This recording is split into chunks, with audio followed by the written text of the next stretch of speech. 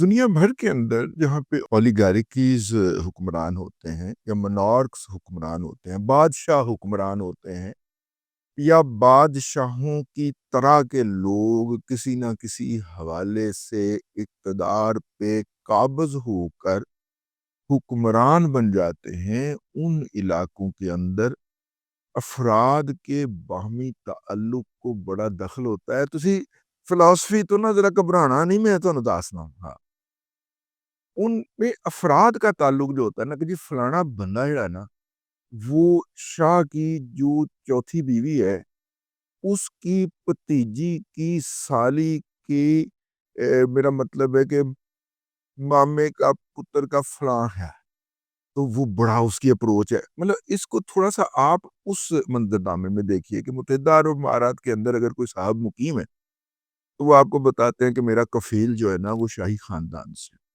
جی شاہی خاندان سے کیسے؟ وہ دراصل ان کے قبیلے کی ایک بیٹی جو ہے نا وہ شاہ صاحب کے جو حکمران ہے اس وقت ان کے بھتیجے کی سالی کے ساتھ مطلب بیاہ ہوا ہے۔ تو میرا مطلب ہے کہ دور پار کا تعلق کر کے یوں لوگ اس معاشرے کے اندر معزز ہوتے۔ تو ہم نے پوچھا کہ یہ کفیل جو ہے اس کی کیا کوالیفیکیشن ہے اس کے علاوہ؟ کہتا بس یہی کوالیفیکیشن، تو اس کو کفالت میرا مطلب ہے کرنی ہے، اور ان لوگوں نے اس کے پے رول پہ یا اس کی گارنٹی کے اوپر یہاں پہ مقیم ہونا ہے، اور یوں بیٹھے بٹھائے اس نے آرام سے زندگی گزارنی جانی۔ تو اسی طرح کے کسی کریکٹر کے ساتھ جو ہے کوئی کریکٹر ٹکرایا، یوتھڑ کریکٹر۔ یوتھڑ جو ہے وہ وہاں پہ مقیم ہو سکتا ہے، وہاں پہ کام کرتا ہو سکتا ہے، وہاں پہ چھوٹا موٹا بزنس مین ہو سکتا ہے، جس کا جو کہ ظاہر ہے چھوٹے سے بڑھ کے تھوڑا سا بڑا ہو گیا ہوا۔ اب اس کی خواہش ہے کہ میں پاکستانی معاشرے میں بھی پہچانا جاؤں، پاکستانی معاشرے میں پہچاننے کے لیے جو ہے وہ پیسے خرچ کرنے کو تیار ہے۔ اس کا خیال ہے صرف پیسہ ہی سب کچھ ہے، کیونکہ اس نیم خواندہ یوتھڑ نے امارات میں جا کے پیسہ ہی کمایا، ٹھیک ہے، اور پیسہ کمانے کے لیے جب اس نے دن رات ایک کیا تو اس کے خیال میں پیسے کی اہمیت سب سے زیادہ ہے۔ تو میں پیسہ خرچ کر کے پاکستان کے اندر معزز ہو جاؤں، ایتھے تو میرے معزز بنتا کوئی نہیں، میں بڑی معذرت چاہتا ہوں، ٹھیک ہے۔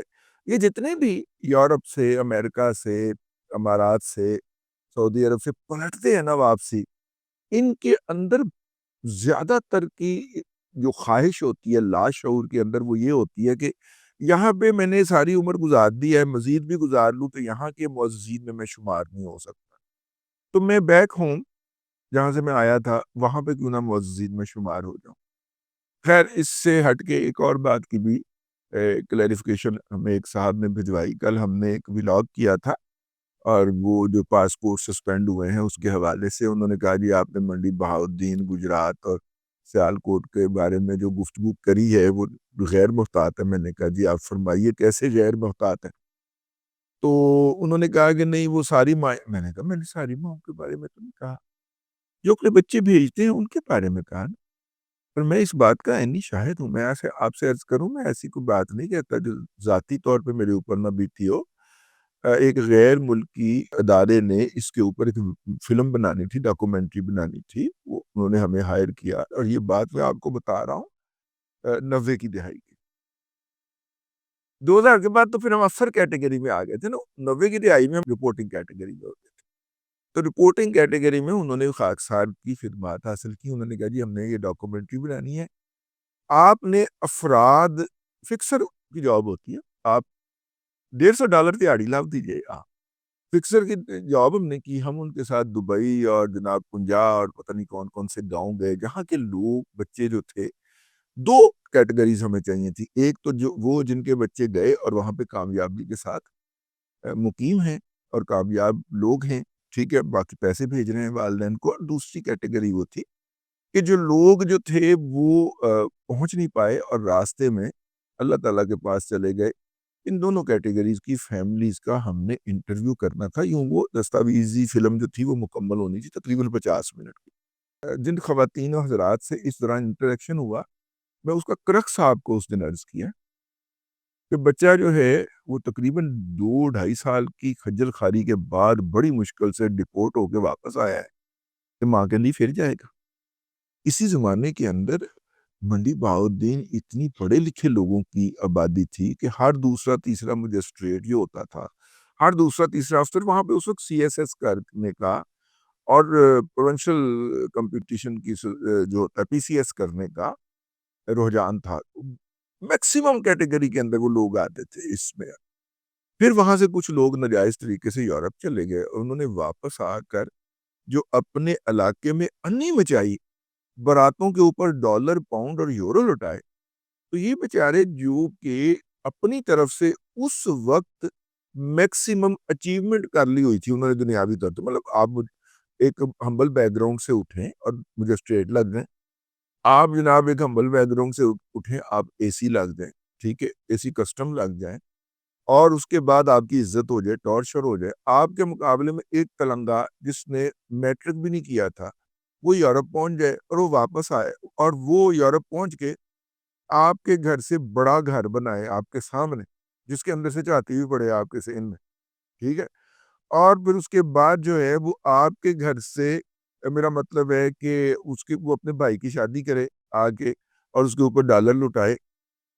اگلی نسل کو تو آپ قائل کرتے نہیں نا کہ پتر نہیں سی ایس ایس کرنا ہے، اسی ہیں مقابلے کا امتحان دینا ہے، اسی نوکری کرنی نہیں مننے گی اگلی نسل. وہ کہیں گے وہ دیکھیں، ٹھیک ہے نا، وہ اس نے کچھ بھی نہیں کیا، تلنگا صاحب وہاں پہ پہنچ گیا اور آگے یہ حرکتیں بار. تو معاشرے کے اندر ڈسٹربنس کریٹ ہو جاتی ہے. ان شہروں کے، ان اضلاع کے معاشروں میں یہ جو نو دولتیے تھے جو اس طریقے سے باہر گئے تھے، انہوں نے جو ڈسٹربنس کریٹ کی، یہ اس کا الٹیمیٹ رزلٹ ہے. لیکن وہ ڈسٹربنس جو تھی وہ 90 کی دہائی میں پیدا کی جا چکی تھی. ضیاء الحق کے دور سے بھی یہ پہلے کی بات ہے، لوگ اس طرح انلیگل طریقے سے جاتے.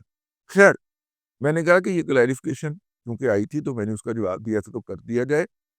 وہ واپس آتا اس موضوع کے اوپر، وہ جو کفیل ہے، وہ کفیل صاحب سے کسی نے جا کے کہا کہ جناب وہ سنایا، یوتھر نے کہا کہ وہ ذرا بات کریں، وہ خان صاحب کو رہا کروا دیں. متحدہ عرب امارات وہ ملک ہے جنہوں نے باقاعدہ پاکستان کے اس وقت کے فارن منسٹر جناب شاہ محمود قریشی صاحب کی جو بکواسیات تھیں ان کے بارے میں، اس کے بعد ان کی باقاعدہ کلاس لے رکھی، ٹھیک ہے. تو اس نے کہیں پوچھوایا ہوگا، خبریں میرے کو ساریاں نے کہ کنے کیا سی تھے کتوں کدے کو کیا سی، لیکن میں آپ کو ایک پریپوزیشن بتا رہا ہوں. انہوں نے پوچھوایا ہوگا تو آگے سے ایک صاف ستھرا جواب آیا کہ دی گارنٹی کون دے، ٹھیک ہو گیا. تو ادھر سے امارات کی وہ جس بندے کو کہا گیا، مطلب اس کا رشتہ ایسا ہی ہے جیسا میں نے آپ کو بتایا. تو وہ بات ہوتے ہوتے مطلب کہ ٹاپ لیول تک نہیں پہنچی ہے، درمیان میں تھی، پہلے کیٹیگری تک بات پہنچی. انہوں نے کہا تھی وہ دی گارنٹی کون دے. تو انہیں بتایا گیا کہ ان کی گارنٹی جو ہے وہ بشرا بی بی کے. بشرا دی گارنٹی کون سے ہے؟ وہ تو ہمارے بارے میں اتنی باتیں کر چکی ہے. تو مطلب کہ پہلی تو بات یہ ہے کہ کسی افیکٹو لیول پہ جہاں پہ کوئی فیصلہ سازی ہوتی ہے یا جہاں پہ بات مؤثر ہو سکتی ہے، اس لیول پہ بات ہوئی ہی نہیں، ٹھیک ہے. ایک ایسا نو دولتیہ کہہ لے جو وہاں پہ جا کے ظاہر اوور دا ایئر محنت کر کے 4 پیسے آ گئے، اس کا خیال ہے کہ وہ معزز ہو گیا ہے ان پیسوں کی بنیاد کے اوپر. وہ بڑے بڑے تھبنٹو جو ہے وہ شوکت خانم کو دیتا ہے، جس کی بنیاد کے اوپر عمران خان کے ساتھ تصویر کھنچوا کے اس نے رکھی ہوئی. اچھا، وہ یہ پیسے جو تھے وہ نواز شریف کو بھی دینے کو تیار تھا. نواز شریف لفٹ ہی نہیں کراتا ایسے بندوں، ٹھیک ہے. لیکن بہرحال انہوں نے وہ اپنے دفتر کے اندر بھی لگائی ہوئی ہے تصویر، اور اب انہوں نے کہا میں کوشش کر، ٹھیک ہے. ان کی جتنی بھی اپروچ تھی، مطلب وہاں پہ رہنے کے باوجود بھی ان کی اپروچ تو نالج نہ ہونے کے باعث اتنی کی ہونی ہے نا، کی خیال ہے. تو ان کی جتنی کی اپروچ تھی اس کے مطابق انہوں نے اپنے کفیل سے ذکر کیا. کفیل نے کہا مسئلہ ہی کوئی نہیں، حاضر اتنے پیسے ہو اللہ، ٹھیک ہے. اور جناب نے جو بھی کیا ہوگا کر کرا کے اس نے بھجوایا ہوگا، تو آگے سے جواب لاجواب پہلے سٹیپ سے ہی آ گیا. یعنی کہ اگر یہ کہیں کہ بھتیجے کے سالے کی جو بیوی ہے وہ اس کفیل صاحب کی ہمشیرہ محترمہ تھی، تو اس سالے نہیں پوچھ لیا کہ پائن وہ گارنٹی کون دے گا. اس نے اپنے مطلب کہ داماد سے یا داماد نے آگے اپنے چچا سے پوچھے کی زحمت گوارا نہیں کی، باغ آگے تک گئی ہی نہیں، اوتھی انہیں پوچھ لیا کہ یار ان کی گارنٹی کون دے گا؟ گارنٹی کسی کو نہیں کی. اب تک کے لیے اتنا ہی. اگلے ولاگ کے اندر پھر حاضری ہوگی. اللہ تبارک و تعالیٰ آپ کو آسانیاں عطا کرے اور آسانیاں خلق خدا میں تقسیم کرنے کی توفیق عطا کرے.